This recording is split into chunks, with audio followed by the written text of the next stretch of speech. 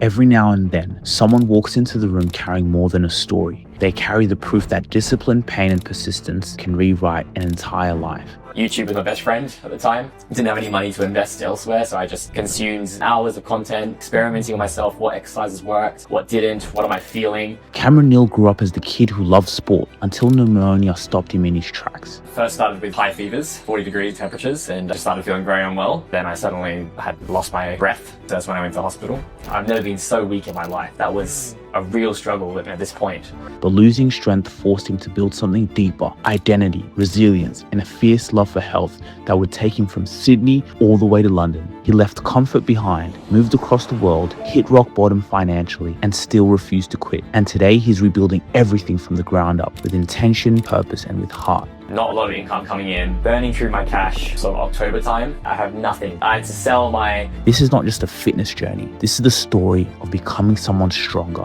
inside and out. We always see the success story of someone really high up, but what about the journey going along? Because that's the most important part. Welcome to the Midweek Motivation Podcast. This week, we're switching things up. I'm the one being interviewed, where I'll share insights into how my journey began, the highs and challenging lows, and the vision that keeps me going. Let's dive in.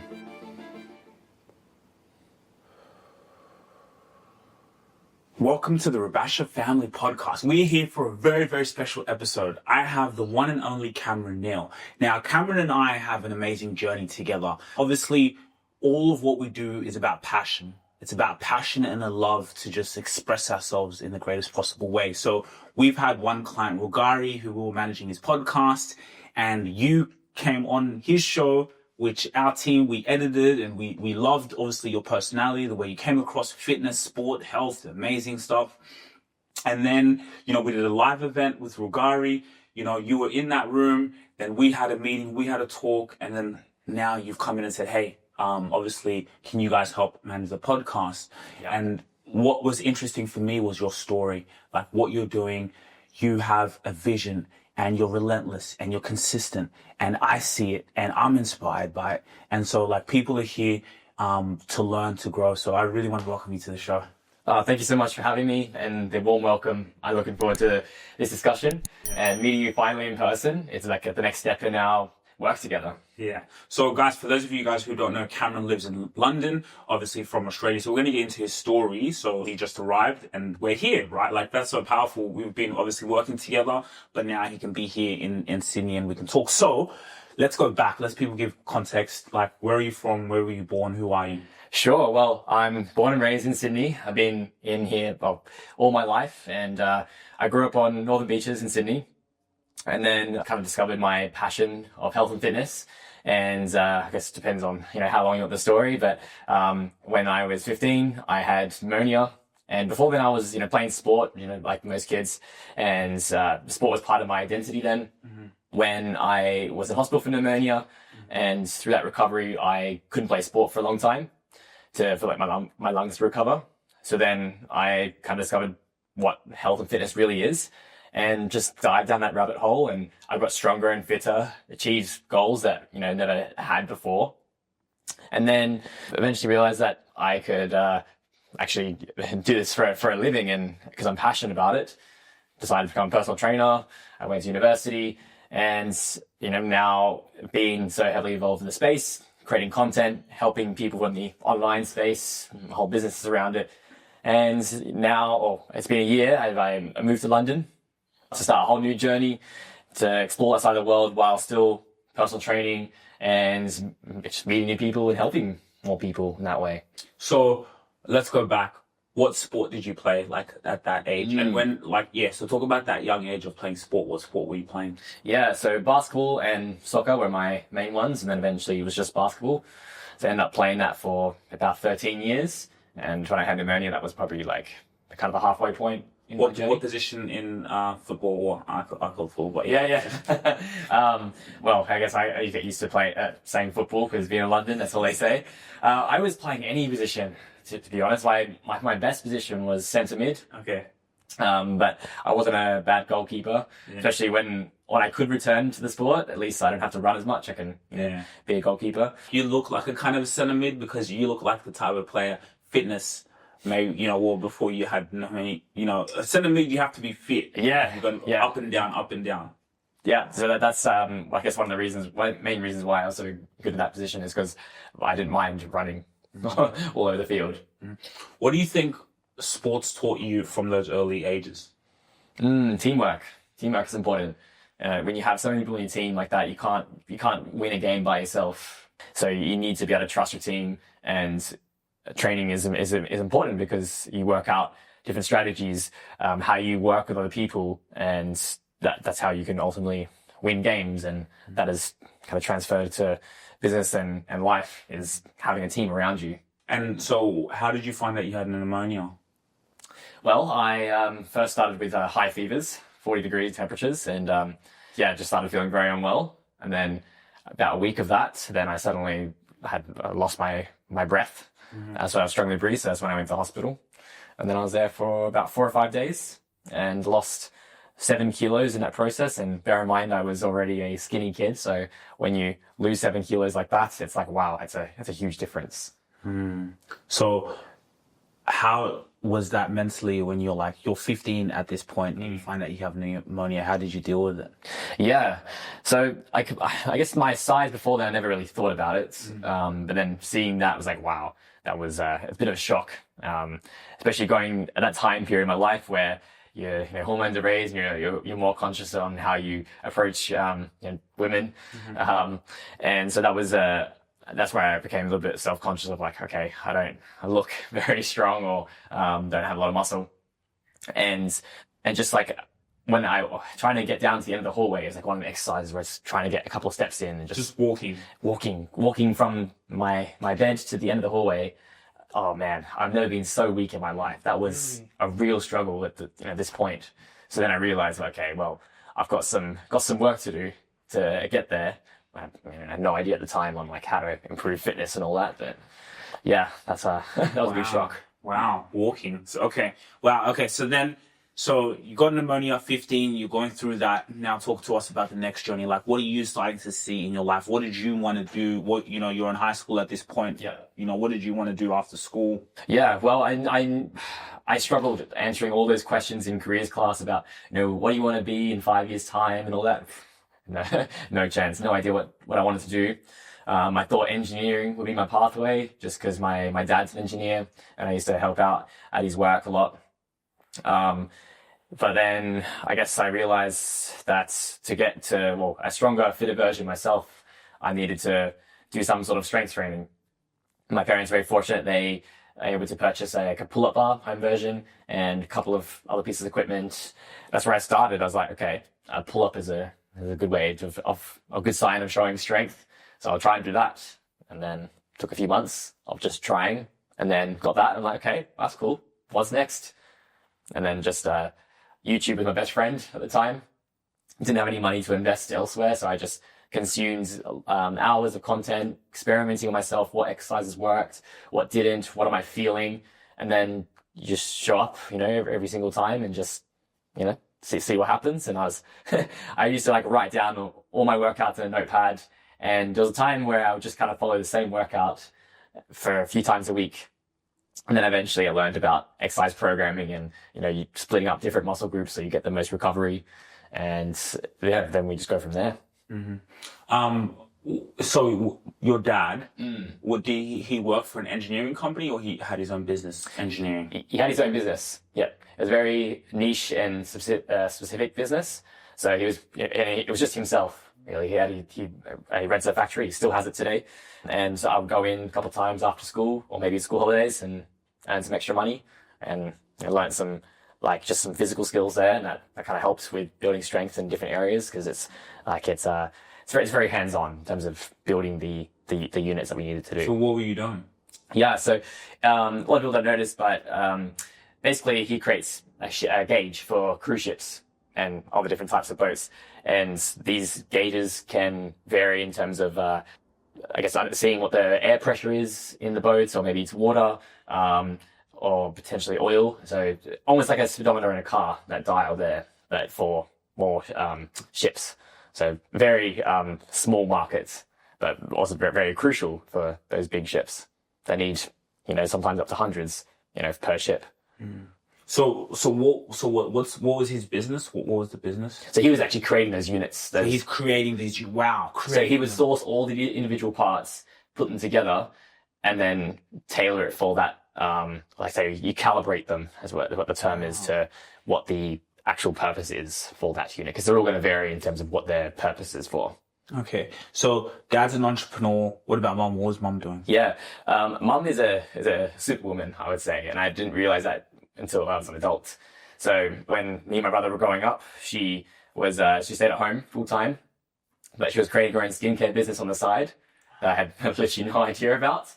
And then she returned to full time work when we were a bit older, and then eventually went sort of part time helping with my dad's company, while still having her own skincare business that she still runs today. And she, in her spare time, she's getting into like jewelry making, and so it's just trying to find new ways to keep the mind active, but also enjoying what she likes. And if she makes a bit of money as a bit of bonus, that's what she enjoys. So like, as an entrepreneur now, when you look back at your parents, like, what were some things that you observed? Like, what was that like? What did you observe in the house? Like, dad's running his business, and as you guys know, business is not easy. It's hard. Like this is so hard. It's So what did you observe about your parents? Just life, what they're doing, and then relationship, looking after children, brothers, sisters. Yeah, I got a younger brother.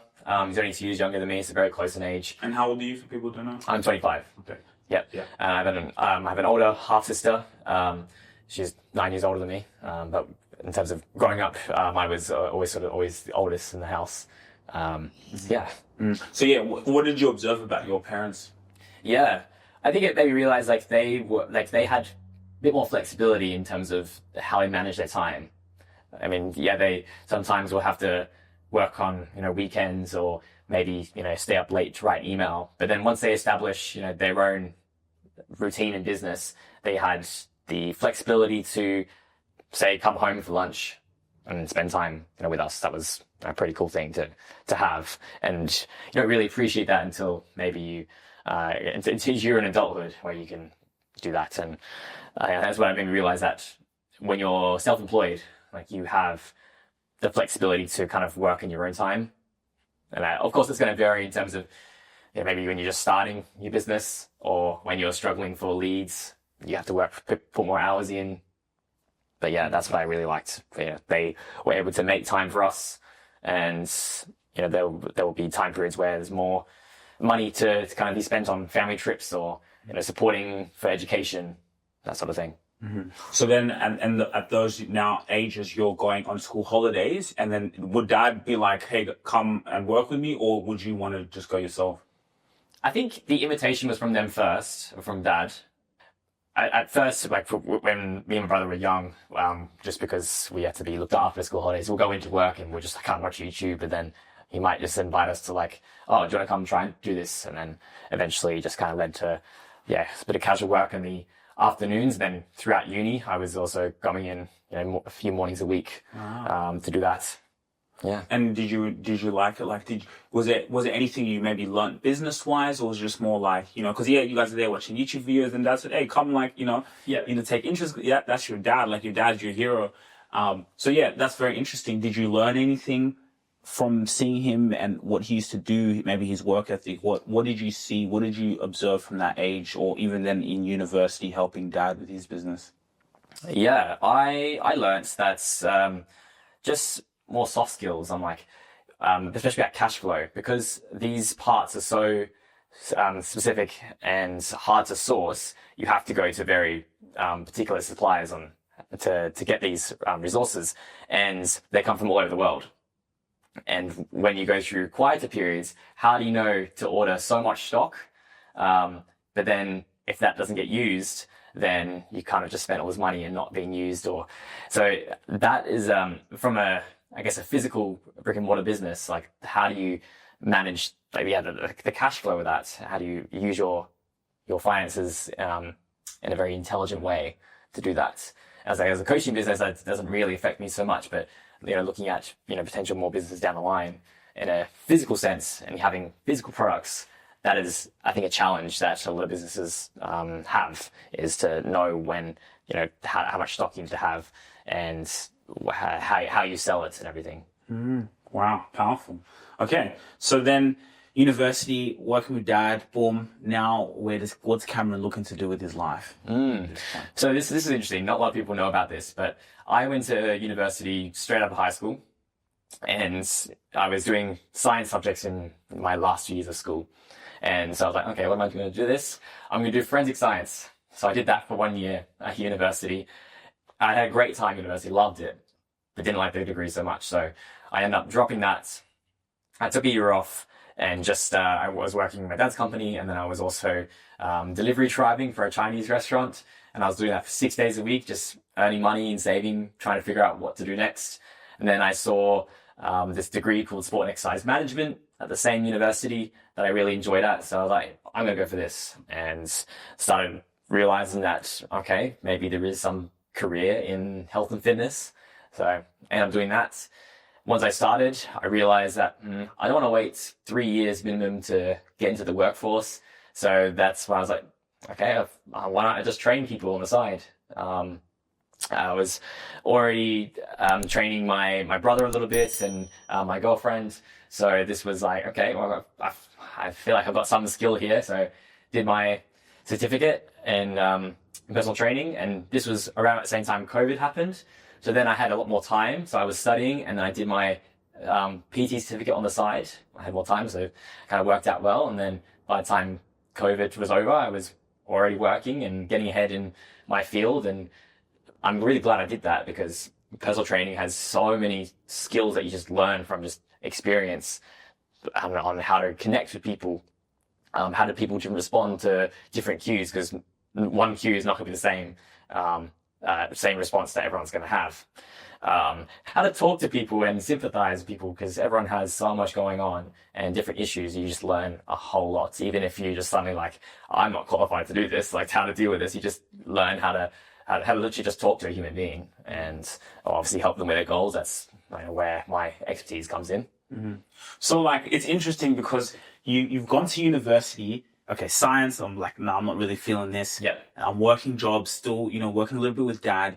So like, I'm also getting a sense of that, the entrepreneurial mind in you's kind of, thinking in the back, like, what can I do? What can I do? Okay, boom, sports and management. You see that.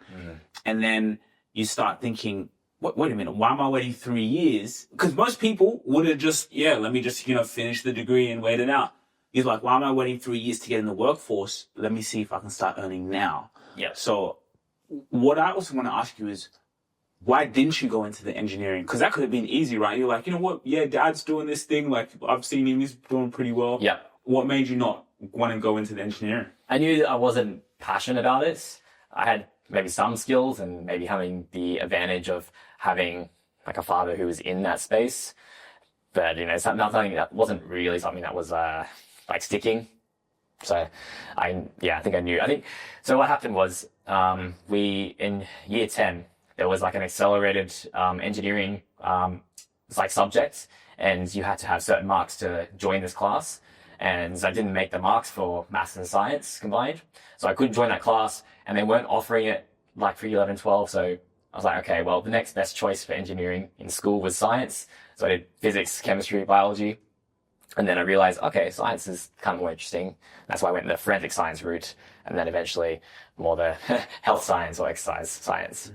Okay, cool. Wow. Yeah, that's because I was really intrigued about that. I was like, wait, that could have been the easy way out. So now you're doing sports management degree, and then you're getting clients to train on the side. Yeah.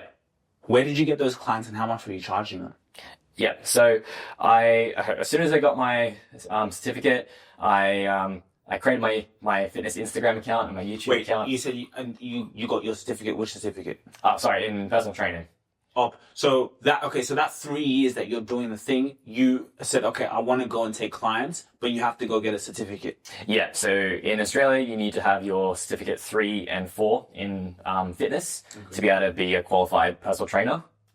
Once you have that, then you can, I guess, legally train clients in Australia. Okay. So yeah, you've got that, and then So first thing I did was started creating my YouTube channel and my Instagram, and which was a bit scary initially. But I did that, and then so I advertised like a intro offer, which was 30 minutes for $30, something like that. And I got a couple people I knew who were keen on that. And then I started with a company called Functional for Life. So they Australian-based personal training company, and it's all mobile. So you drive around to people's homes or the park, and you carry the equipment. And I was a freelancer for this company, and I was with them for 2 years. And so that was a really great stepping stone. I think I'm really grateful for that opportunity because I learned so much from their mentorship and working with different people. And because as a freelancer, I was still kind of operating my own business, except I just didn't do the sales or the marketing, at least not until later on. So that was a good stepping stone for just learning how to just actually perfect my craft and then expand on other skills later on. So that was a way for you to get in the game. Exactly. They say. Yeah. Okay. How was it creating your YouTube channel? Like, what made you want to do that? Because then what I can think is, you're there and you were binge watching YouTube videos from a young age, like YouTube videos. What YouTube videos were you watching when you were younger? I was watching mostly Minecraft videos. Okay. Like people playing Minecraft? Yeah, Exactly. I I always see the young kids. I'll see my little cousins and I'm good there. And they're watching other people play a game and I never used to understand. I'm like, what are you guys doing? And it's like, So yeah. Okay. So you're watching Minecraft. Yeah. Okay.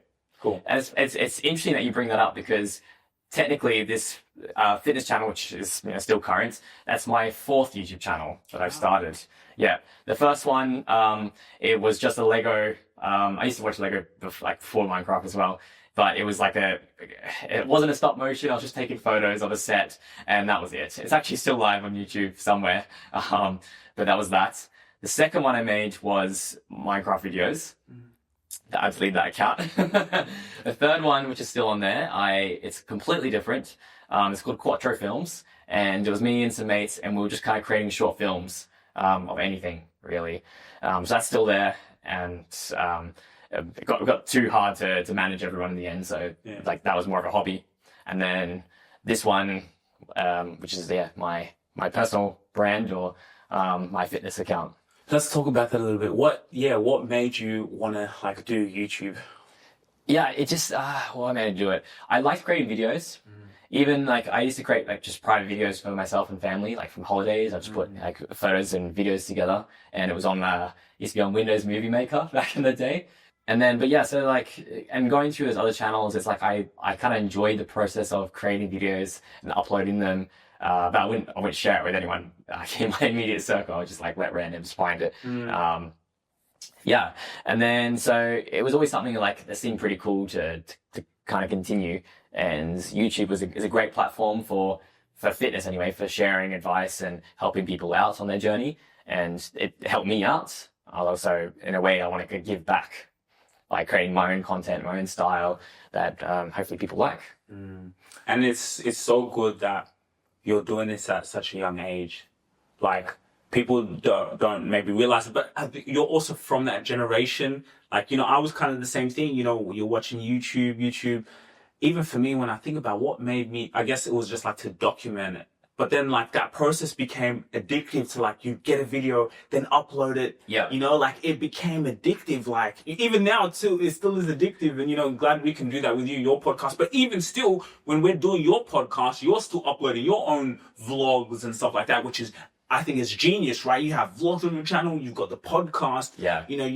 And then you're in the health and fitness that's a huge industry. I'll be in the gym, for example, when my physio gives me a plan, I'll Google the exercise and what comes up YouTube and it says how to do a plank sit up or for example, and it's so it's, in terms of, being an entrepreneur, I'm talking, this is a $1 billion industry. So what you're doing now, I'm telling you, genius. I appreciate it. Yeah. It's been a long journey and, I haven't prioritized YouTube as much as I would like to, but at the end of the day, I love coaching and then that's been my priority, at least the last few years anyway. Mm-hmm. Yeah. So, okay. So now you're in university, you've got your certificate. Yeah. YouTube, Instagram.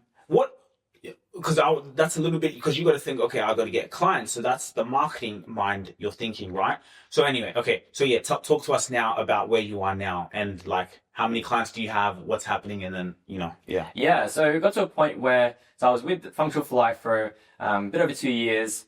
I was like 2.5 in the end. And then I was also working at Activate Fit Gym, which is an Ultimo. And I had a part of my subject was doing internship. So I did my internship at a gym so I could get experience there. And this is more management side rather than personal training. So different skill set, but in the same industry. And after that, I got offered full time. So I did that. And I was balancing personal training 20 hours a week on top of full-time work. And so it was a lot of hours in the end. And I was doing that for a few months. And then I decided to just kind of drop most of my personal training clients and just go full-time management. And I got, I was there for, I was a year and a half, and then full-time management. Yeah. So I was, assistant manager at the gym. At the gym. Okay. Yeah. So you said, okay, guys, not really feeling the personal clients thing. Let me be a manager at this gym. Yeah. I think I was looking for more financial security at this point. Okay. Yeah. In the few months leading up to that, we had a bit of a drop off with some clients. And so, but as soon as I accepted full time, my client base went back up again. So I was working crazy hours to juggle both. As soon as you accepted full time from the job, yeah, you still kept the. Yeah, so I was doing both. I was like, oh, I can do both. Mm-hmm. But then, yeah, because like clients were going down, so it means my financials going down. But then as soon as I accepted that, it's like clients went back up again. I'm like, oh my gosh, now I'm just incredibly busy. And it was a good time period to work because now I understood what it's like to operate at such a high level when you work a lot. And how do you deal with like being a bit more stressed because you have a lot more priorities you need to focus on, a lot more people to be there for, and how you manage your health and your relationships when you're working that much. And then get to a point where when you're facing a bit more burnouts in that way. Bear in mind, I was also running a club as well, a uni club, so that was also taking some time away. And training, so it was a lot to deal with. So I was like, okay, in the end, let me just drop PT for now, for the most part, and just focus on having this job and then my other, I guess, side quests, you could say. Mm-hmm. Yeah. Wow. Okay. So then, and how old are you at this point? Well, I was, when I started full time, I was 22, I think. That full-time job. So, what I can already see is at that young age, most people, 22, 21, maybe you're going out partying, you're still, doing your odd job here and there, but, maybe you're in that young phase. It depends who you are. That's the majority of people kind of in that life, but you're already like just most of your time was occupied with work. Yes. Doing what you're doing what you're passionate about. And so, okay. So then you have a full-time job. You're running your private clients. Yeah. Now, what's happening now? What's next? Yeah. So the next point, it was just like kind of, seeing where the next opportunity arises. I didn't have much of a plan. And then I was having conversations with my partner about, what are your thoughts about kind of living somewhere else for the time being, and we both agreed that London was going to be a kind of like a cool next step for both of us, just trying to find the right timing of when that was. And my partner got this contract where she was kind of covering for maternity leave. So like, right, this is perfect. So she got this new contract, but it's like 9 months or 10 months, something like that. And a job in London. In Sydney. Just a quick announcement before we return to the podcast. If you're someone who's been feeling a bit stuck lately, maybe you're switching careers, rebuilding your routine, or just trying to get your life together, I get it. That's exactly why I write the Midweek Motivation newsletter, where every week I share real, honest thoughts on training, mindset, and the messy process of figuring life out. Especially for guys like us, we're in our 20s and 30s, just trying to get ahead in our careers, fitness, and performance. It's short and it's personal, and it might just give you the push you need during the middle of the week when it's least motivating. You can subscribe using the link in the show notes below, or go to substack.com and search up Midweek Motivation. All right, let's get back to the podcast. Yeah, and so this was perfect timing because after she's done her contract, then we can leave. So this was like kind of, if there was a calling, this was it. Mm-hmm. So okay, so I'm just continuing my thing for the until that time time came, and then April 2024, her contract was done, and right, okay, we're gonna just go for it. We're going to pack our bags and live in London for the next few years, or wherever the next step takes us. And so that's when I left everything behind, and we wanted to make sure that travel was a big part. We don't want to go into a full-time job and just live the same routine day in, day out. We want to make sure that we're trying to take as many opportunities as possible. Wow. Okay. And do you have any like background from the UK, family, like passport, things like that? Yep. So I do have a bit of English heritage, and I got some family living in the UK, and so I was eligible to get a UK passport, which is, I guess, always handy. But, really handy. Yeah. So that made things a little bit easier. So then, but they don't live in London, so we were both kind of starting from a fresh. We didn't know anyone in London really that was there. Correct. Yeah. Okay. So now go to London. Yeah. What's the plan? While I was working full time, I knew that I wanted to get back into coaching because I did really enjoy that. But this time I wanted to have my own business. I'm not a freelancer to someone else. And I wanted to have an online coaching element to it. But I just never made the time when I was working full time plus training. It's just a lot to do. So I was like, okay, we're starting afresh. I tell you what, having a calendar with nothing in it was like, wow, this is almost the endless. The opportunities are endless. What you can do with your time. So then I was focusing on trying to build that up, and I guess took a bit longer than I expected, but to find a gym that you really like, and that was convenient, and you can source some good leads. So let's say in May when I started trying to build up my business, and then it wasn't until September, so a good 6 months until I found a place that I really liked. I tried a couple of gyms here and there, and wasn't really a good option for me. So then September, and I'm in the same gym we're in now. Plus I've also worked 2 other gyms as well. So 3 gyms in total that I spend my time in, and they're all in a very short commute of each other. My main one is a 5-minute walk away, which is like the dream. Mm-hmm. Yeah. Okay. So now you're in the gym. So how do you get clients? Yeah. So it's literally about talking to people and building rapport best you can. The good thing, or one of the advantages of our gym is that every new member who comes through the door, when they sign up for membership, they get a complimentary PT session. Some people take it, some don't. And then some people take the session, but have no intention of signing up. So it's kind of like almost a 1 in 10 situation where you get someone who wants a session that is also genuinely interested in PT sessions. So, but hold on, in the if you're you public PT in the gym, and then so you pay the gym rent. Correct. Yeah. Mm-hmm. So being self-employed as a personal trainer in the gym, you most of the time pay rent to the gym. In this case, this is I pay rent per week. Oh, you pay gym, or like Australia, like they have here weekly. The same thing there. Yeah. Okay, so you're paying rent weekly to the gym. So okay, if I can have this amount of clients, obviously I pay my rent, and then everything else I keep, and then exactly run my business. Yeah. Okay. Mm-hmm. And when I was starting with this gym, I was on a hybrid role, so which meant I was also doing employment hours for the gym, and which is great because obviously I moved here with no clients, so having some stability, even if it's only minimum wage. And so 10 hours a week, I would be employed to the gym where I'm at reception, doing gym floor duties, and just doing opening, closing procedures, but running classes. The job from the gym, wouldn't that help you pay the rent? Exactly. So those 10 hours paid almost my rent per week, but not quite. Okay, so not, but then almost, which is that's fantastic. So that working there helps you, and then at least you have a job 10 hours that helps you nearly pay for the rent, and so everything else you do is kind of more now for yourself to grow your business. Exactly, and pay my personal rent as well. Yes. Which is quite a lot for London. London, huh? You don't mind how much roughly? You don't have to share if you don't want to. So London rent, I pay, including bills, about £615 a month. So that's looking at around $1,200 Australian. Yeah, because pounds are strong. So that's 1,200 Australian a month. A month. Yeah. Wow. And it's 2-bedroom, but then we have flatmates who for 1 bedroom. So yeah. Sorry, it's 1,200 for my room.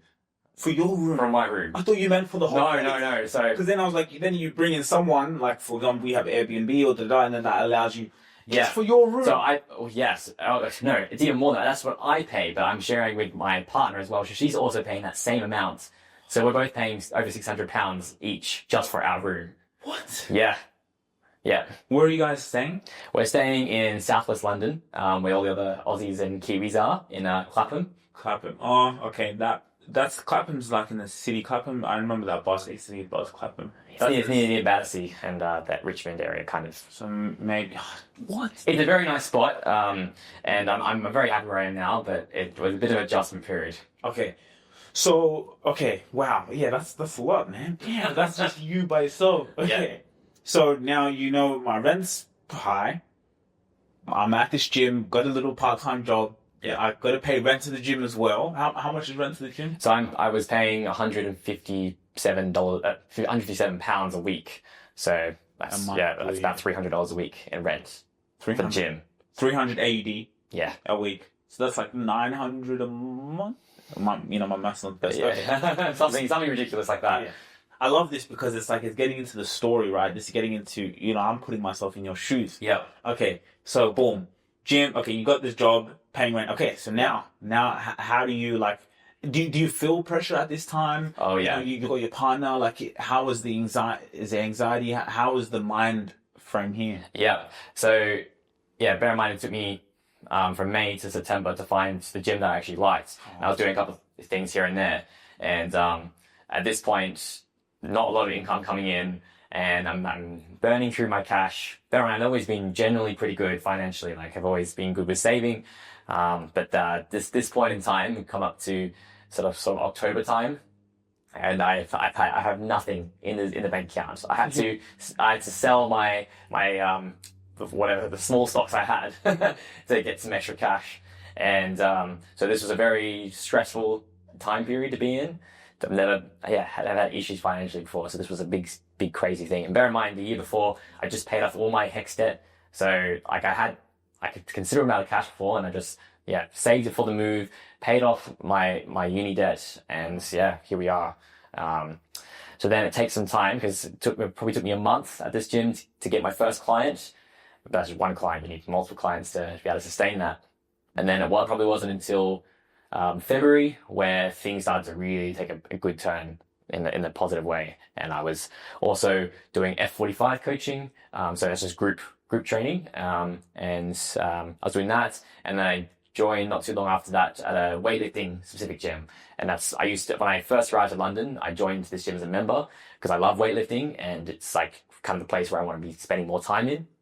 And so the owner, which we did a podcast episode recently, and he asked me to do some coaching there. So now I've got these 3 gyms, and now doing better than ever. Okay, so that time February is when it started to you get. But before then, how did you navigate through that phase of your life? Yeah, it was really tough. I'm very grateful to have my partners to support me wherever we can. And so she was paying, more of the essential needs until I was able to bring in a bit more cash flow going in. Mm-hmm. I'd say I didn't really think about packing up and just coming back here to make it easier, but it did make me really appreciate more what I had down here. But then that kind of motivated me to be I'm going to make this work, and we'll just do whatever we can. I was getting really close to just handing my resume at kind of anywhere in the end, just to add a bit more casual income coming in.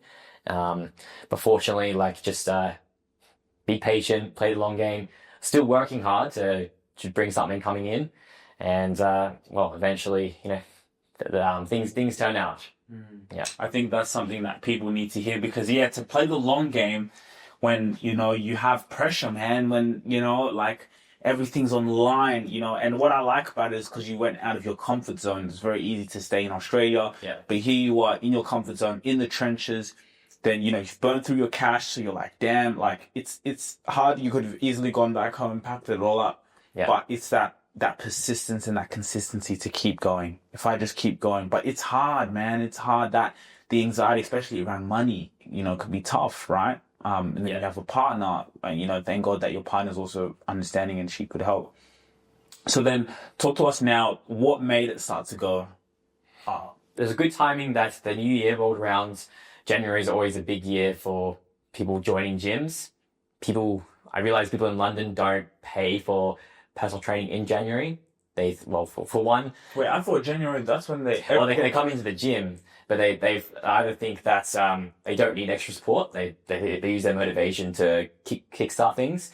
But secondly, in London, people get paid monthly, and so they get paid just before Christmas, and they don't get paid again until right at the end of January. So they don't have a lot of finances to invest as well. So that's where February comes around, and that becomes a very good month for a lot of PTs in February. And then from there, just keep building momentum from talking to new people in the gym, or just people who've been there for a while, but because you build that rapport, you can start to talk more about deeper conversations about, you know, what are you struggling with at the moment? And that sort of thing. You can start to... So you would go around the gym and just start talking to people? Yeah, so the good thing about those shift work is that there'll be times where I don't have any tasks to do. I can go around the gym floor and talk to people, literally.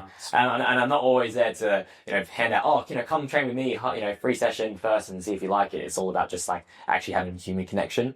And, you know, maybe eventually they actually might bring it up before you even ask them. So that's what you got to do in that situation. You know, that's very interesting when we talk about, like, let's say for people who have online businesses, getting clients, right? So I'm thinking about, let's say a place like LinkedIn is like the gym. And what happens when you go on LinkedIn is everyone just starts pitching to you, right? I open up my messages, boom, just receive people, no personalization, just so delete or just kind of move past.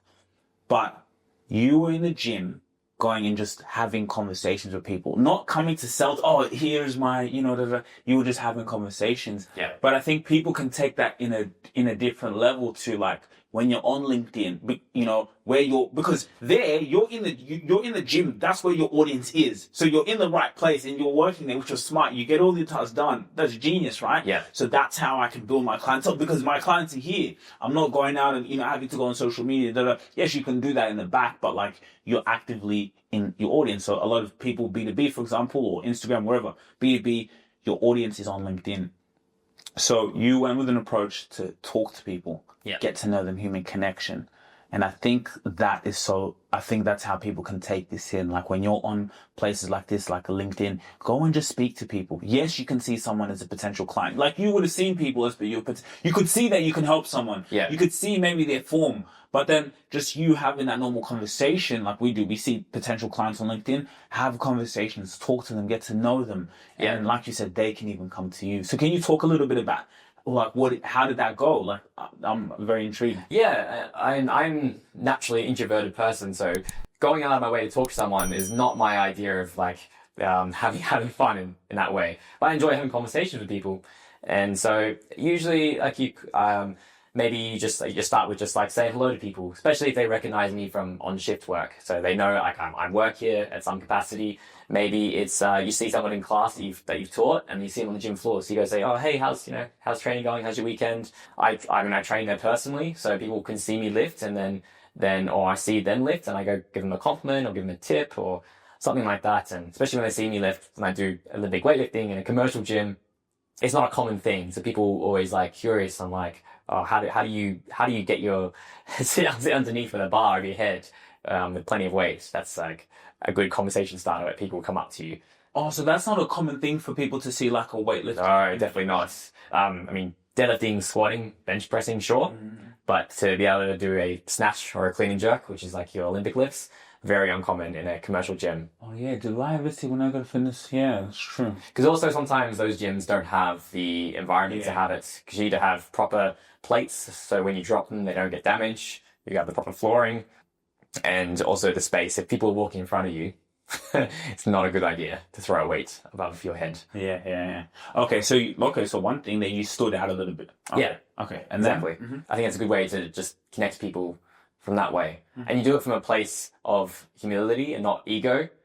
I think it's very easy to see someone like lift those weights, and especially if you're dropping them, people will be like, oh, don't do that here, sort of thing. That's kind of the vibe sometimes. So you have to really come across as that you're doing it at a place of growth and being humble about it, and obviously being safe about it. I'm not going to load up some absurd weight and just continue trying to hit it. There's a time and place for that, but that's a challenge, I think, especially in a commercial gym.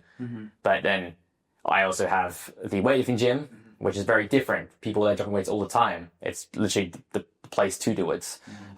So yeah, I guess I got those best of those worlds there. So I'm really intrigued in how did you convert people into clients?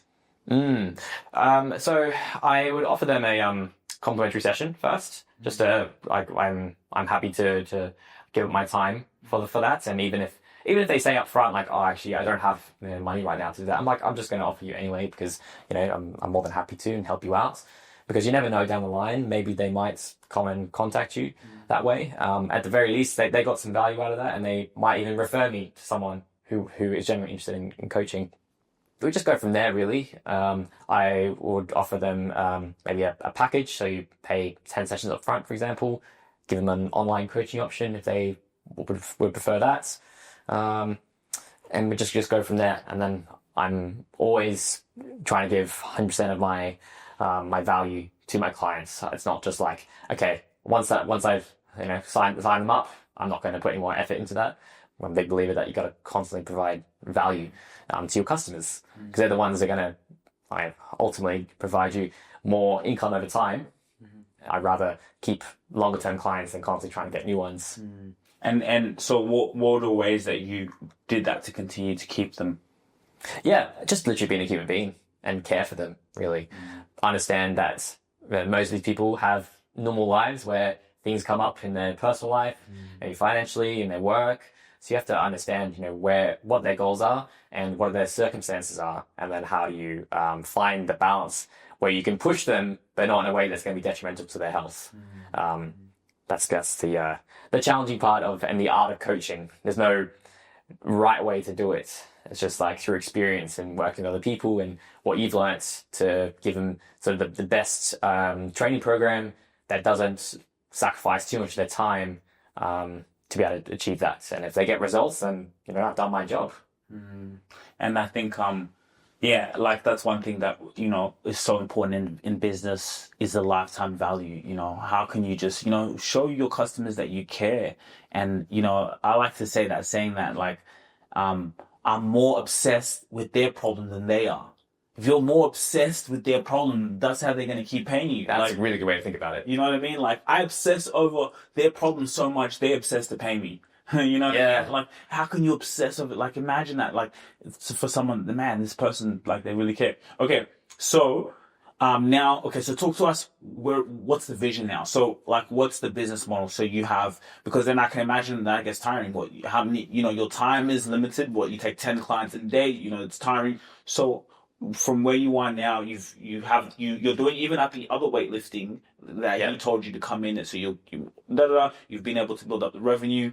So you take care of rent, take care of cool. So now what's the next level for you? Yeah, so the shifts are done. I've dropped them, and now I do. Yeah, so I've bought back my time, but now I don't have that extra security. My gym rent goes up, so it's a risk that I've been kind of planning for. Wait, why does it go up? That's just the model they have. The hybrid model is meant to kind of support those PTs, and as soon as you become a full rent PT, then I don't know. It's the way the gym model works. And so I've had to make sure that I'm in the right space financially to be able to do that, and fortunately I am. The next step is that okay, now I have to try and pick up a few more sessions just to make sure that I'm staying that, especially going into our summer, which is like a quieter period for the gym. Everyone loves to go to Europe for the summer holidays. But then it gets to a point where how long can you run that hamster wheel of just trading your time for money? Especially because I do a lot more work than just that 1 hour with a client.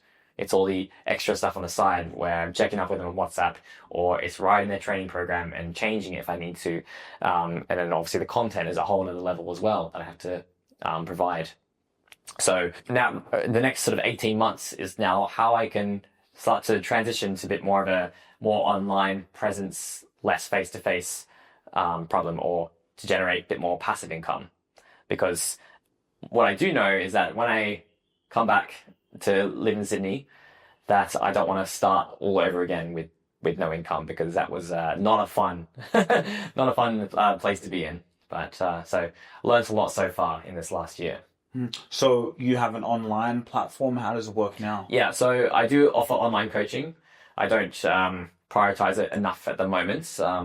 Face-to-face is like where I'm like what I'm really good at. But how do I guess translate that same passion and I guess value is, I think I'm struggling to transfer all that to online, where I'm not there face-to-face, but not also be there virtually for an hour. So in COVID, it was quite popular to do like Zoom sessions, and I did a few of those, but it's not, I think now in living normal life, Zoom sessions aren't really much of a thing anymore. But how you can still provide a training program that's custom to their goals, still checking up on them through a phone call on a weekly basis, for example, and they still have the support they need to be able to do the exercise correctly, and still feel like that they have the support they need to achieve their goals. So translating that energy is something that I'm still working on. Oh, so that's something that you're still working on now? Because even when I think about it, like, you know, you travel, right? Like you said, people go on holiday. Like, if I have a portal, like I've done that before, I think even with one of my coaches in Sweden, for example, you know, because I'm active, that I just I log on to it, have a look at, okay, what exercise I need to do, how many, you know, and it's personalized to my program, do it. Like, people will pay money for that. Whereas, like, nowadays, even some people don't even need a gym. Or some of the exercises, maybe you give them, say, hey, or they can put into the thing, I'm working from home this month, for example. Yeah. Then you can now, and then they can do their home workouts. Like, people would pay, I would pay money for that. So, and it's true, right? Because now that's a way to build passive income. And it doesn't necessarily, maybe you're just kind of on the high level vision of, you know, kind of working things out, making sure it's better and it's optimized and convenient for them. But now, like you travel, come to Australia, your client does it, but that revenue still coming in. Yeah. That makes so much sense. Yeah. And then just trying to build up other passive income sources. So, building like maybe digital programs that people could just buy one-off without being so accustomed to them, but that way they don't need to spend maybe as much. They don't have to work with me. They could just buy a training program.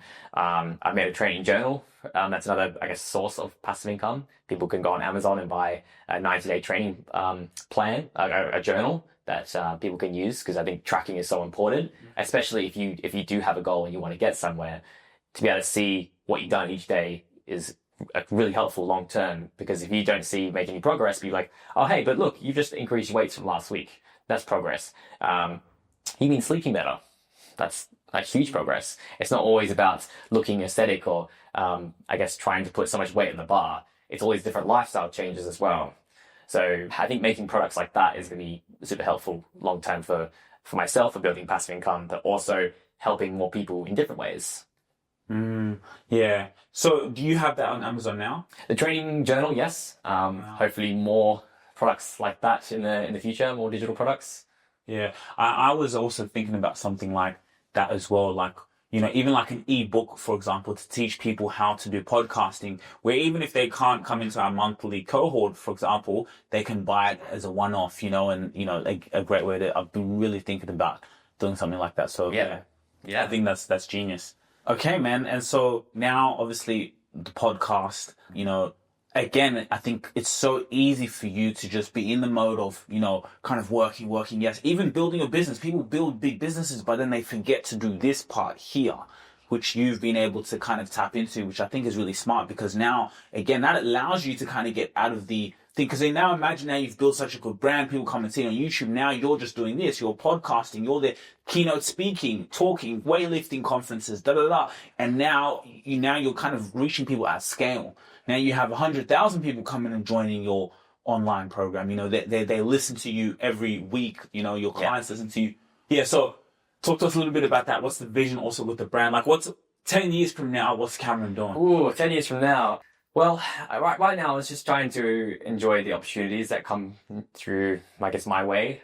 So right now, living in London, traveling a lot, meeting different people, but in the next couple of years to move back to Sydney. And then long term is to eventually open a weightlifting gym. I think that's probably more like sort of 10 years down the line, I think. But a bit more immediate-ish future is to build up enough financial independence to be able to not work as much for my time, and I can dedicate that more to training. I want to be spending more time in weightlifting as a sport, and just trying to make the most of, I guess, my youth and my strength at the moment for weightlifting. So you want to get to a position where you're just focused on your training, your vlogging, podcasting, stuff like that. But you'll focus more on the training, but then you've built in the business well, where that's still, it's, that revenue still coming in and you're still serving your clients, but you don't have to necessarily be in the... Exactly. Yeah. I want to be able to grow the sport. And especially in Australia, like it's so niche that not many people know what that is, or they think it's CrossFit, or think that they don't have the mobility or the strength to be in those positions to even try it. But a lot of people can just can benefit from just learn these movements in a very modified way. Like, you don't even have to have weights to start with, just to be able to get in those positions, getting people to, I guess, just give it a go. And I'm hoping that way that we can really grow the sport here a lot more to support younger people and athletes in the sport. As otherwise, there's not a lot of funding at all in weightlifting in Australia. So long term, I think that's what I want to be doing, is to be able to spend more time in the weightlifting side of things. So working myself first, but then how can I get more people into the sport and growing it from there? Yeah. And you have your next episode where you talk about your podcast journey, which will be released tomorrow. You guys can get the link in the description. Talk, like, before we end off, how's this journey been for you since starting a podcast? Like, what have you learned? Because I think it's fascinating, obviously, even listening to the episode myself, just, the people that you've had on the show, like, just stories of entrepreneurs, people who have a story to tell. So yeah, what's been your journey? Why did you want to start a podcast? Yeah. So initially I was just like, I went with writing, and I was writing a newsletter called Midweek Motivation, and that was really cool because I got to expand my content, what I was doing. So rather than just being so health and fitness, I can go a bit more broad and just kind of talk about other stories and how mindsets and how like motivation, discipline all play a part in just, not just in fitness, but just in our lives in general. And then I was having a lot of conversations with Brigari, and we always like kind of record them. And I was like, you know what, let's just give this podcasting a try.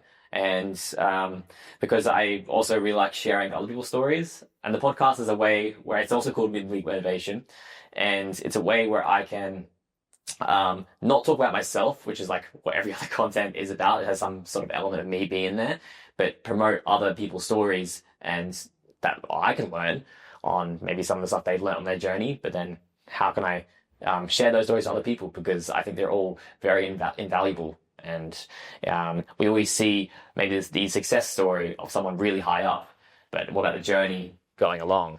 Because that's the most important part. The destination, like, it's like you get to that moment and you enjoy it for a little bit, and that's it. So the journey is the part we need to be enjoying. And so I wanted to share those moments with the rest of the world.